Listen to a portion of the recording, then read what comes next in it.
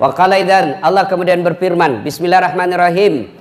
Ya ayyuhalladzina amanu dukhulu fis-silmi kaffatan wa la tattabi'u khutuwatis syaitan innahu lakum aduwwum mubin. Wa qala idzan, bismillahirrahmanirrahim. Innallaha wa malaikatahu yusalluna 'alan nabi. Ya ayyuhalladzina amanu sallu 'alaihi wa sallimu taslima. Sesungguhnya Allah dan para malaikatnya, subhanallah, semua malaikat bersalawat kepada Rasulullah Muhammad sallallahu alaihi wasallam. Maka wahai orang-orang yang beriman, bersalawatlah kalian kepada Rasulullah dengan sebaik-baik salawat. Satu kali Nabi lagi duduk-duduk bersama malaikat Jibril. Tiba-tiba ada malaikat 1 juta jari-jarinya. Bayangkan Bu, 1 juta jari-jarinya. Bapak-bapak berapa jari-jari tak? 10. Cacat gitu. Ada jari-jari kaki 20. Ini malaikat 1 juta jari-jarinya. Boy, Nabi takjub. Wahai malaikat Jibril, ini enjo. Niga ya roh. Gana jari-jarinya. Banyak betul jari-jarinya. Dia bilang itu malaikat yang Allah tugaskan untuk mencatat hujan. Ada yang kira-kira bisa catat hujan di sini? Ada? Ada yang bisa catat air hujan? Tidak mungkin. Kenapa? Banyak. Biar banyak, kalau jatuh satu-satu bisa ku catat. Ini banyak bercatuan satunya bersamaan dan banyak. Cepat, tidak bisa dicatat. Begitu banyaknya. Tapi malaikat ini mampu mencatatnya. Lalu Nabi bertanya, kau catat semua? Iya. Yang jatuh di gunung, yang jatuh di laut, yang jatuh di darat, semua ku catat. Hebat.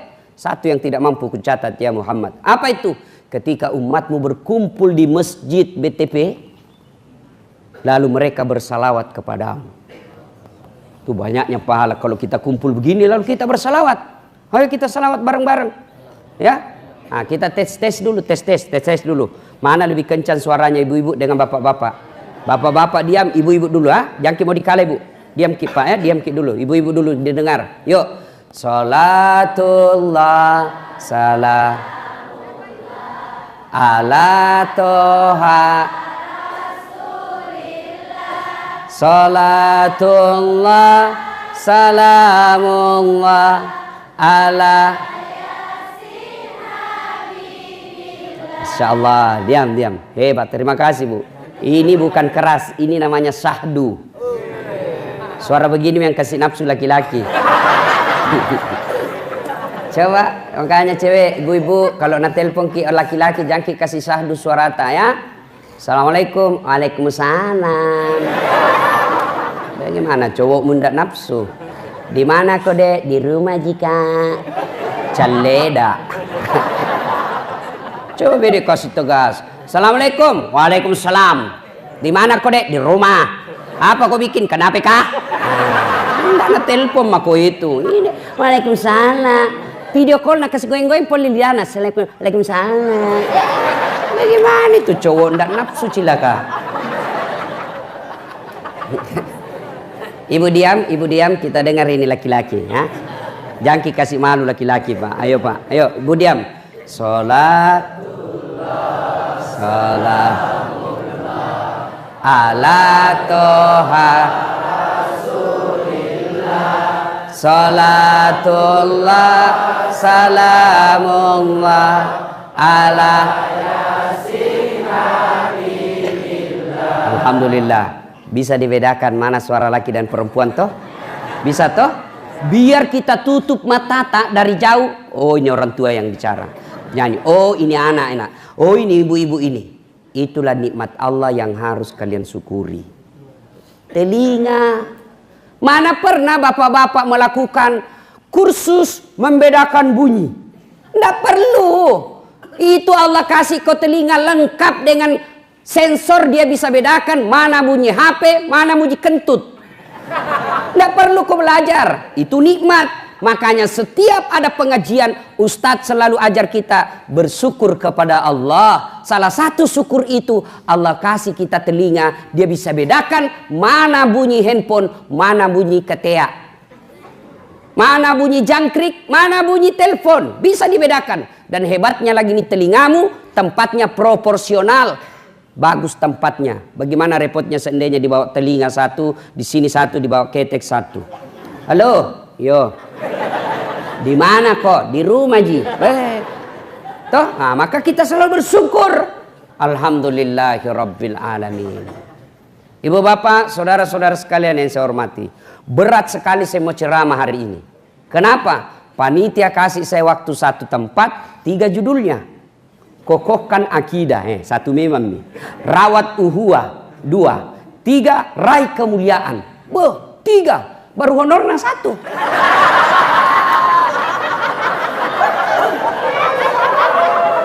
Pintar ini panitia mengakali ini Pak.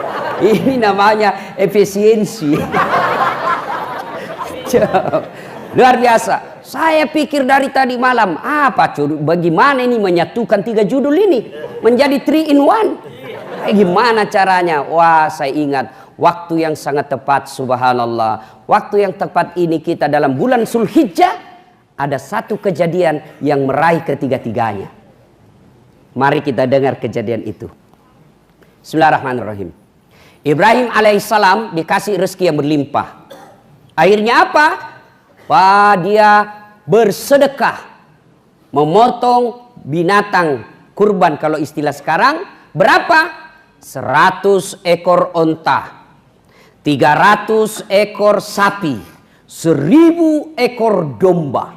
Bayangkan, 100 onta, 300 sapi, 1000 domba. Kalau diuangkan sekarang 25 miliar. Ada orang pernah di BTP bersedekah 25 miliar. Kuliah saja celengannya tadi lancar. Tidak pernah singgah-singgah. Apa kok? Waktu berlalu, hari berganti, tahun bertukar. Puluhan tahun kemudian muncul usulan dari istrinya. Ibrahim menikah dengan Siti Sarah. Bertahun-tahun tidak ada anaknya, berpuluh-puluh tahun tidak ada anaknya. Siti Sarah ajukan proposal. Bang, kamu kan nabi, perlu ada penerus perjuangan. Kalau abang tidak punya keturunan, siapa yang melanjutkan risalah dakwah? Maksudmu dek, kawin maki lagi. Ndak enak kau bilang. Jangan, ini takdirku. Kalau Allah tidak kasih ke anak, ndak apa-apa. Saya ikhlas ji. Diturut nikah ki bang. Perlu ada anak tak? Jangan maki sayang. Tidak apa-apa. Nikah ki. Luar biasa Ibrahim Pak. Dipaksa nikah tidak mau. Kita dilarang coko-coko. Itulah hebatnya Ibrahim. Masya Allah. Paksa. Akhirnya Ibrahim mengalah. Baik nih Pale. Terserah nih. Siapa miku nikahi? Ternyata Siti Hajar bilang, jangan maki jauh-jauh. Itu mau budak tak? Budak. Beda pembantu. Kalau pembantu di rumah digaji. Cerewet. Tiba-tiba tidak senang. Berhenti kak toh. Itu haknya. Namanya pembantu. Ada gajinya, dilindungi. Tapi kalau budak, itu hak milik. Kita punya. Sama handphone. Kalau bapak punya handphone, kan bapak punya. Mau direndam di air, mau dipakai melempar, mau dibanting, terserah. Kenapa? Saya punya. Kenapa kau banting HP-mu? Kenapa? Khusus kok, saya punya. Itu namanya budak. Ini Siti Hajar, budak. Dia bilang Siti Sarah, ya bawan na tuh budak mupu bene. Lahir, Ibrahim alaihissalam menikah dengan Siti Hajar, lahir anaknya namanya Ismail. Inilah keturunannya orang Islam. Ibrahim alaihissalam menikah dengan Siti Sarah, lahir anaknya namanya Ishak alaihissalam. Ini keturunannya orang Yahudi. Sebenarnya kita Yahudi itu satu nenek ki. Cuma Yahudi kurang ajar. Sudah ringkas kisah. Ketika usianya Ismail dalam Quran dijelaskan tidak berapa jumlahnya, berapa tahun. Tapi dijelaskan Ismail waktu itu sudah pandai membantu orang tuanya. Kira-kira sekarang anak-anak remaja lah. Ya 13, 14, 15 tahun. Lalu tanggal 8 Zulhijjah mimpi Ibrahim alaihissalam. Bangun Ibrahim. Ini mimpi atau wahyu? Kalau mimpi, kenapa jelas sekali? Kalau wahyu, kenapa anak disuruh potong? Berpikir-pikir sepanjang malam. Tanggal 8 Zulhijjah, dia pikir terus. Ini wahyu atau mimpi? Wahyu atau mimpi? Mimpi atau wahyu? Wahyu atau mimpi? Berpikir. Akhirnya tanggal 8 Zulhijjah kita sekarang disebut hari Tarwiyah atau hari berpikir-pikir. 8 Zulhijjah. 9 Zulhijjah mimpi lagi Ibrahim. Ibrahim, wajah janjimu, tunaikan janjimu, bayar itu, potong anakmu. Bangun Ibrahim. Lalu dia yakin ini wahyu. Ini bukan mimpi, ini perintah Allah. Maka dia yakin pada tanggal 9 Zulhijjah itu bahwa ini adalah wahyu.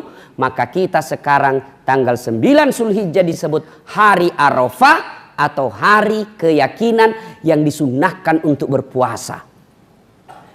Tanggal 10 Zulhijjah pergilah Ibrahim bicara sama anaknya. Nak, sini kau dulu nak. Apa pak? Ini saya diperintah Allah untuk menyembelih kamu. Sampai di sini kita belajar jadi orang tua. Jangan otoriter kepada anak. Ibrahim, ini perintah, ini wahyu, tapi masih ada nyogok, diajak ngomong anaknya. Tidak otoriter, mentah-mentah saya bapak, tidak boleh. Apa aku bilang kau laksanakan. Tapi Ibrahim, meskipun wahyu, masih nak ajak diskusi anaknya. Nah, bagaimana menurutmu? Kita mentang-mentang sebagai bapak, kau masuk kedokteran, kalau bukan kedokteran aku biayai kau. Mau dia apa kedokteran kalau anaknya tidak mampu otaknya? Jadi kau tentara, kalau kau tidak tentara saya tidak mau. Tidak boleh. Ajak dulu, kasih pandangan, kasih fakta. Pokoknya menikah kau sama ini. Kalau tidak mau kau, jangan kau. Tanyai dulu. Kau suka jika itu. Kenapa kau tidak suka? Kalau pertimbangannya tidak suka karena pertimbangan tidak masuk akal, boleh kita kasih intervensi. Tapi kalau dia bilang tidak sembahyang pak, Pak Botor pak, jelek pas selingkuh. Tapi dia bilang, tapi mobilnya Mercy, pret.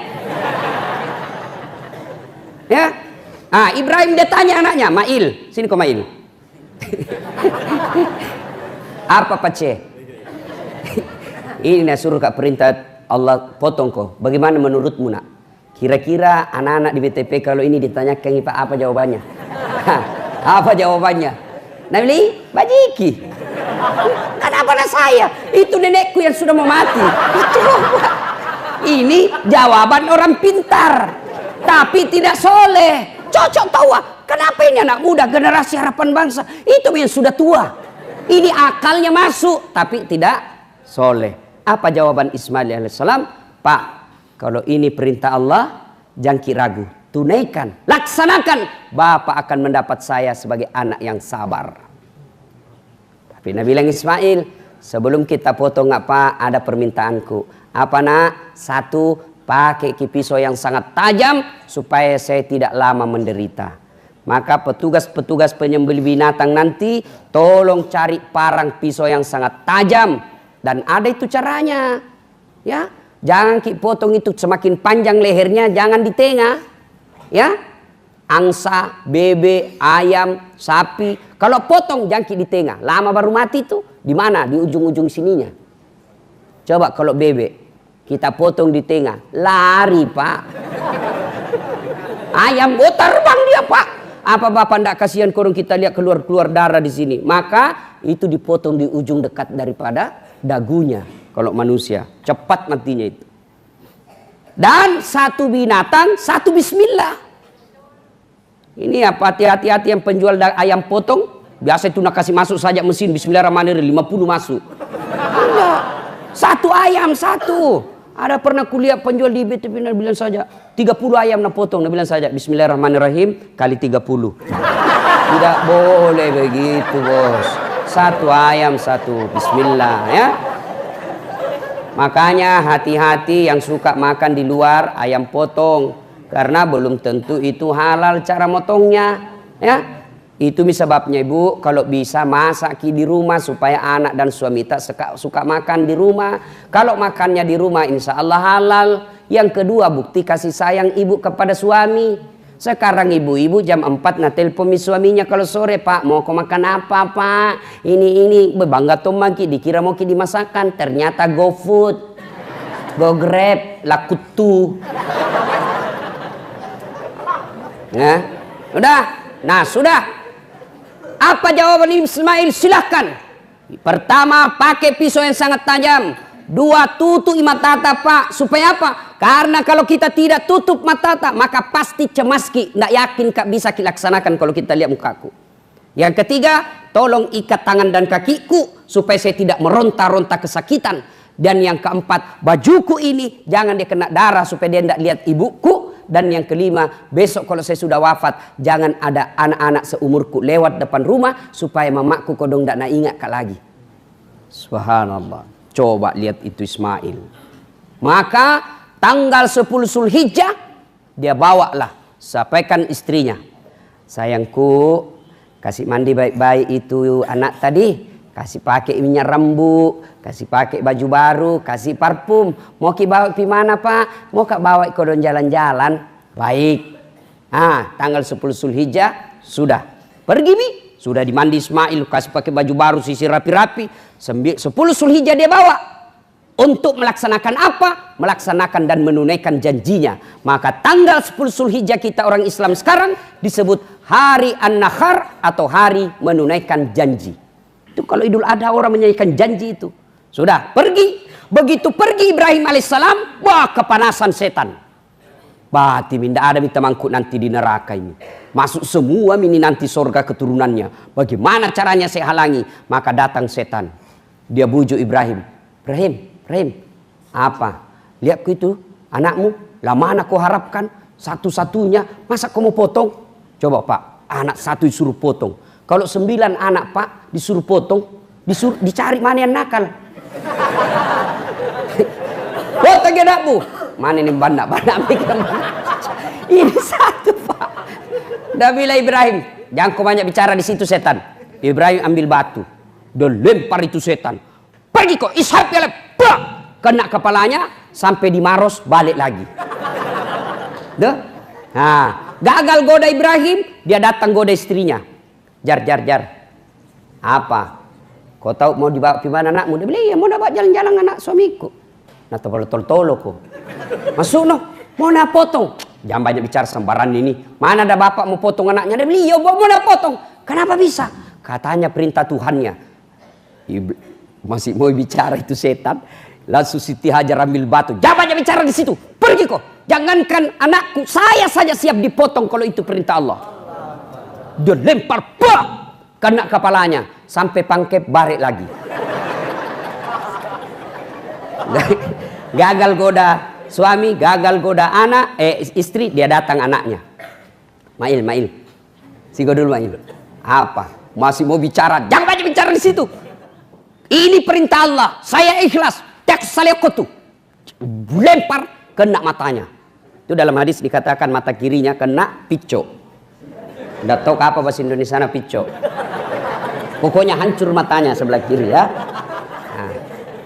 Sudah pergi setan. Sampailah Nabi Ibrahim yang sekarang disebut Mina. Itu orang kalau orang menunaikan ibadah haji, di situ dia tinggal selama 3 hari di Mina. Ya mabit namanya, 3 hari. Nah sudah diparingkan, diambil pisaunya Ibrahim, dia tutup matanya, nah, dia kasih yang lehernya anaknya, diambil barangnya. Sabar kena, sudah diikat, ditutup matanya. Bismillahirrahmanirrahim. Dia bilang tunggu dulu pak. Ismail bilang tunggu dulu. Apa lagi nak? Tolong lepaskan ikatan tanganku, tolong lepaskan ikatan kakiku. Kenapa? Kalau diikat kayak begini pak, nanti Nabi bilang Tuhan saya terpaksa untuk disembelih. Buka ini ikatanku supaya Allah menilai saya ikhlas. Baiklah nak. Dia buka, lalu begitu mau dia potong, Allah perintahkan kepada para malaikat. Malaikat, ciniko. Lihat maka ini hambaku. Waktu pertama kali saya ciptakan Adam, kalian semua protes bahwa manusia akan menghancurkan bumi ini. Kau lihat ini Ibrahim, anak satu-satunya, puluhan tahun dia nantikan demi perintah Allah, perintahku sebagai Tuhannya dia laksanakan, tidak bertanya-tanya. Kau lihat ini. Lalu malaikat Jibril diperintah, Jibril ambil kau itu kibas yang pernah dipersembahkan anaknya Adam ketika mau menikah, ambil itu dalam surga, ganti lehernya Ismail dengan kibas itu. Dia potong kedua kalinya, datang malaikat. Lalu ketika digerek begini, ya mau digerek, sudah diganti. Lalu ketika dia itu, lalu seluruh malaikat memuji Allah. Allahu Akbar, Allahu Akbar, Allahu Akbar. Mendengar ini, Ibrahim alaihissalam melanjutkannya. La ilaha illallah huwallahu akbar. Lalu mendengar itu Ismail alaihissalam melanjutkannya dengan ucapan Allahu akbar walillahil hamd. Kalimat yang kita baca kalau ke hari raya, takbiran, Allahu akbar, Allahu akbar, Allahu akbar. Malaikat, la ilaha illallah wallahu akbar. Ibrahim alaihissalam, Allahu akbar walillahil hamd. Ismail alaihissalam. Ini yang disunnahkan ketika kita mau pergi lapangan, itu yang disunnah dibaca. Dari rumah ke lapangan, dari rumah ke masjid, ke rumah ke lokasi. Lebaran, Idul Fitri atau Idul Adha, itu yang kita baca. Allahu akbar, Allahu akbar, Allahu akbar. La ilaha illallah, Allahu akbar, Allahu akbar, walillahil hamd. Hei anak-anak, ABG, kacuping. Itu kau baca bos kalau kau pergi lebaran. Jangan pergi lebaran update status. Siap-siap masjid, OTW lapangan. Nah foto sendirinya, baju baru sudah kunikmati. Sampai di masjid sembahyang 2 rakaat, nah foto lagi kepalanya. Alhamdulillah 2 rakaat selesai. Ayo. Dan banyak sekali ketika tiba di lapangan tidak bertakbir. Kenapa tidak bertakbir? Ada rasa malu di dalamnya. Malu-malu deh dengar orang. Setan itu bos. Jangan kau takbir, talekan, nak bilang korang soalim, setan itu. Maka ketika kau tiba takbir kau, itu bagian daripada kecintaanmu kepada keluarga Ibrahim alaihissalam dan penghormatanmu kepada Allah subhanahu wa ta'ala. Ketika kita mau takbir itu, biasa risiki. Mau dia, akhirnya apa? Kenapa kau malu? Nah ini kalimat tauhid. Kenapa bisa berhasil itu setan goda kita? Nah ibu bapak saudara-saudara sekalian, akhirnya yang disembelih khibas, maka bebaslah Ibrahim dari janjinya dan tumbuhlah anak-anaknya menjadi para nabi dan terkenallah Ibrahim alaihissalam sebagai bapak dan cucu-cucunya menjadi nabi dan rasul. Subhanallah. Apa hikmahnya ini? 1, Ibrahim alaihissalam kalau bicara akidah tidak ada tawar-tawar. Apa akidah? Perintah Allah. Maka kalau Allah perintah jangan banyak tanya. Laksanakan saja dulu baru kau tanya. Kalau kau tanya dulu nanti kau percaya baru kau laksanakan. Buru mati kau tidak laksanakan itu perintah. Laksanakan dulu. Jangan banyak tanya. Kenapa mesti subuh 2 rakaat? Kenapa mesti maghrib 3 rakaat? Ini anak-anak sekarang ini terlewat pintar. Semua mau tanya. Kenapa mesti subuh 2 rakaat? Kenapa maghrib 3? Kenapa isya 4? Jangan kau tanya, laksanakan saja. Ayo, memangnya kalau kau ke dokter, kau tanya, dok, kenapa 3 kali 1? 3 kali 3 mau supaya cepat habis. Iya toh? Ayo. Akidah tidak boleh tawar-tawar. Termasuk akidah diajarkan kepada Ismail alaihissalam.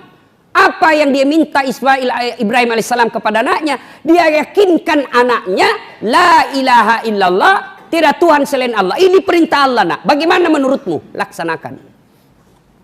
Kalau akidah tidak boleh tawar-tawar. Akidah itu la ilaha illallah Muhammadar Rasulullah. Umat kita. Kalau umatnya nabi-nabi yang lain akidahnya apa? La ilaha illallah, tiada Tuhan selain Allah. Ibrahim Rasulullah. La ilaha illallah Isa Rasulullah. Itu umat-umat sebelum Rasulullah Muhammad SAW. Kalau kita umat Islam tidak bisa tawar-tawar. La ilaha illallah Muhammad Rasulullah. Tidak Tuhan selain Allah. Muhammad adalah utusan Allah. Itu akidah yang kokoh.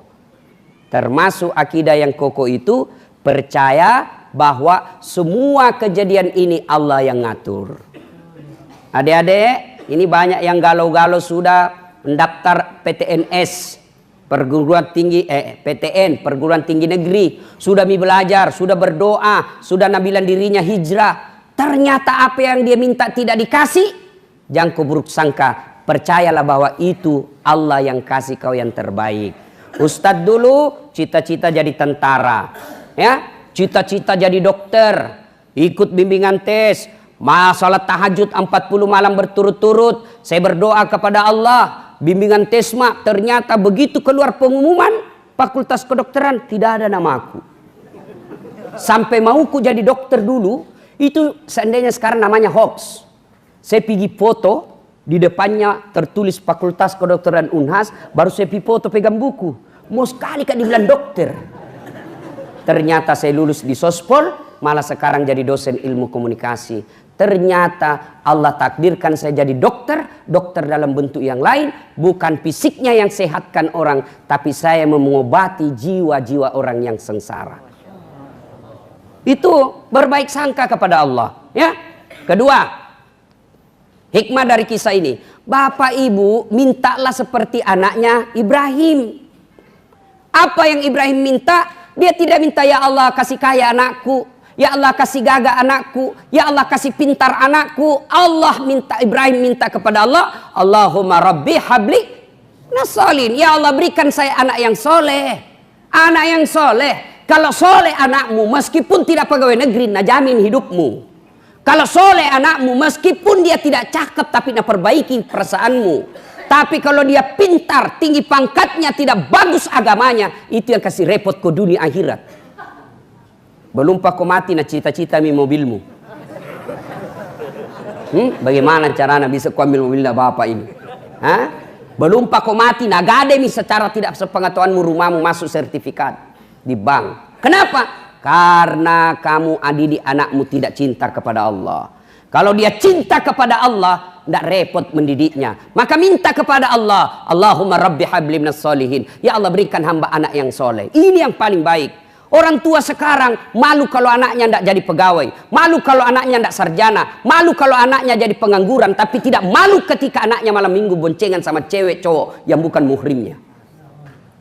Malu kok kalau pengangguran anakmu, tapi tidak malu kok ketika anakmu gadis masih berkeliaran tidak pakai jilbab. Malu kalau anaknya tidak punya rumah ngontrak-ngontrak, tapi tidak malu ketika tidak pernah didapat anaknya berjamaah di masjid. Tidak ada nanti di akhirat. Kenapa kau masuk neraka? Anu kau dong anakku ndak lulus si PNS. Ndak ada hubungannya itu dong. Ayo. Ya akan ditanya, kenapa kau masuk neraka? Yo anakku kau nanti sembayang. Kenapa bisa ndak sembayang? Nah dari kecil saya kasih anak yang baik. Mulai dari kecil itu anakmu sudah beriman. Tidak ada rusaknya itu hatinya, tidak ada rusaknya jiwanya. Kamu yang membuatkan dia seperti itu. Coba jangan sampai bapak-bapak rajin berjamaah di masjid, anaknya ndak pernah kelihatan di masjid. Ditanya nanti itu. Tua mi Ustaz, biar tua nasihati terus. Itu hikmahnya Nabi Nuh alaihissalam ketika sudah timbul tenggelam anaknya di laut, dia tarik terus, naik ke perahu nak, naik ko. Itu artinya meskipun sampai ajal sakaratil maut anak tetap kita dakwai. Ya? Pak, Bu, doakan anak tak. Didik anak tak dengan sebaik-baiknya. Apa yang banyak rusak anak-anak kita sekarang? Apa? Handphone dan internet. Itu yang banyak. Malam-malam mama video call itu. Mana mamamu? Ada di kamar sebelah kak. Tutup ke kamar cepat. Pakai ke headset nak, pakai ke headset. Video call. Nah, dia mau ku saja. Sebenarnya dengarku. Dia mau saja. Coba ya, kasih keluar lidahmu dek. Apa tolo-tolo mi anak tak? Ya. Nah, ibu bapak, saudara-saudara sekalian, doakan. Didik anak pak. Yang paling penting jangan kasih makan barang haram anak tak. Jangan kasih makan. Nah ibu bapak saudara-saudara sekalian. Setelah Allah memberikan perintah dan Ibrahim melaksanakannya. Lalu apa yang Allah berikan hadiah? Kemuliaan. Apa kemuliaannya? Sampai sekarang pak. Ritual kehidupannya Ibrahim diabadikan. Apa pengabadiannya itu? Melempar 3 jumroh. Itu kalau orang pergi haji kan. Ada namanya melempar 3 jumroh. Lemparan pertama usta, ula, akabah. Setan besar, setan tengah, setan kecil. Itulah ritualnya itu tadi. Lemparan pertama, pak, Ibrahim alaihissalam 7 kali. Lemparan kedua, pak, istrinya. Lemparan ketiga, tempat 3, cak, anaknya. Itulah lemparan. Satu tempat 7 kali. Kenapa Ustadz mesti 3 hari? Kenapa diulang-ulang itu 7 kali 3, 21 kali 3 hari? 63 batu. Kenapa tidak 1 kali saja? Bismillahirrahmanirrahim 63 kali. Cak, cak, cak, cak. Kenapa tidak begitu? Karena Allah kasih pelajaran pengingatan buat kita bahwa setan tidak akan berhenti sebelum kalian menyerah. Coba. Maka harus dilawan. Ketika adik-adik merasa hijrah, itu setan kau pikir diam, tidak, dia kejar kamu terus. Ketika kalian hijrah, setan kejar kamu terus.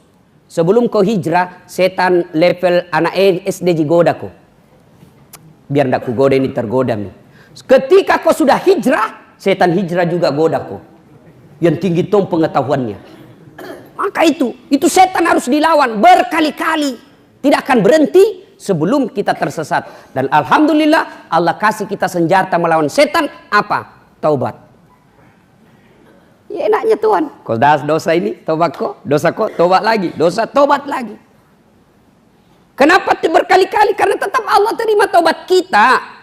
Yang jelek kalau kau nikmati itu dosa, kau tahu dosa dan kau tidak mau bertobat, mati. Mati dalam kezalimanmu. Auzubillah min zalik. Ya. Ada jamaah haji bedek orang Indonesia. Begitu nadia itu tampak melontar, ini setan ini patol-tolok selama ini. Ya, merahnya Tommy matanan, iya minne. Ngambil batu, nah lempar bismillah, Allahu Akbar. Pak!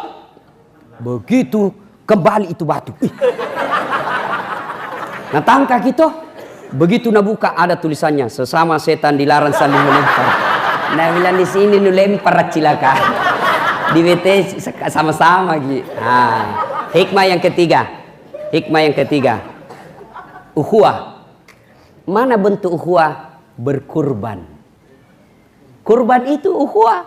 Yang kaya potong sapi kasih yang tidak mampu. Itu ukhuwah. Ya, saya tidak mampu Ustaz. Bukan tidak mampu, tapi tidak punya niat besar. Buktinya apa? HP-mu harga 2 juta. Pulsamu per bulan 200.000. Kalim itu bisa beli onta, bisa beli domba. Masa? Yang berarti yang tidak bisa bukan kemampuan ekonomi, tapi iman tak yang belum bisa. Maka kita niatkan, insya Allah Allah kasih kemampuan. Kalau kau niatkan dengan baik, Allah pasti kasih itu. Ya, maka berkurban. Saya tidak mampu 1 sapi, 1 kambing, 1 orang. Sapi 7 orang ki bisa di situ. Patungan ki. Ayo kita tunda dulu beli anu ini. Beli pulsa bulan depan. Kita beli anu ini saja. Patungan insyaallah. Bisa kita beli. Bagi mereka yang tidak bisa menyembeli, tidak bisa menyembeli sapi, tidak bisa menyembeli kambing, tidak bisa menyembeli binatang, maka kurbanmu dengan cara apa? Sembelilah sifat-sifat binatang yang ada dalam dirimu. Apa sifat binatang? Makuras siri. Mana buktinya? Mana ada sapi di situ pakai baju? Maka kalau kalian mau berkurban tidak bisa kurban dengan hartamu, berkurbanlah kalian dengan apa? Hilangkan itu kuras sirimu.